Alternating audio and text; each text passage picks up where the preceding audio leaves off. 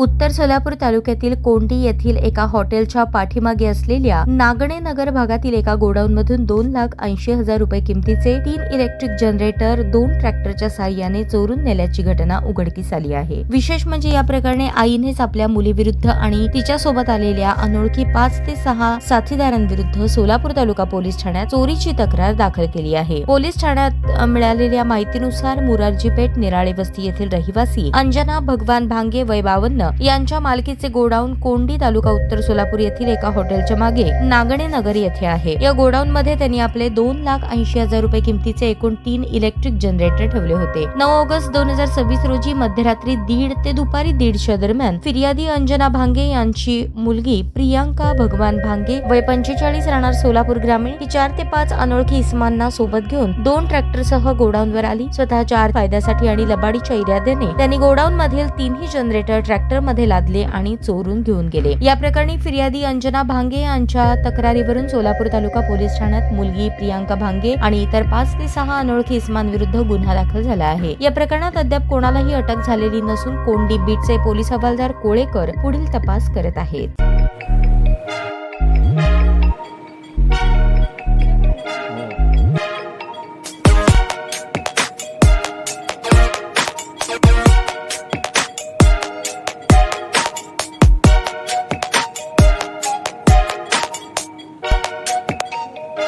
सोलापूर शहरातील सुप्रसिद्ध हॉस्पिटल म्हणजे सेंट्रल मल्टी स्पेशालिटी हॉस्पिटल मागील अनेक वर्षापासून सेवा बजावत आहे। 24 तास इमर्जन्सी सर्व्हिस, मॉडर्न टेक्नॉलॉजी, अनुभवी डॉक्टर्स तसेच अत्याधुनिक तंत्रज्ञान सुविधांनी सुसज्ज स्त्रीरोग प्रसूती विभाग, ऑर्थोपेडिक विभाग, मेडिकल विभाग आणि इतर एकमेव नाव म्हणजे सेंट्रल मल्टी स्पेशालिटी हॉस्पिटल। पत्ता गणेशपेठ शॉपिंग सेंटर, मंगळवार बाजार, सोलापूर। ताज्या बातम्या पाहण्यासाठी प्राईम महाराष्ट्र न्यूज चॅनलला सबस्क्राईब करा।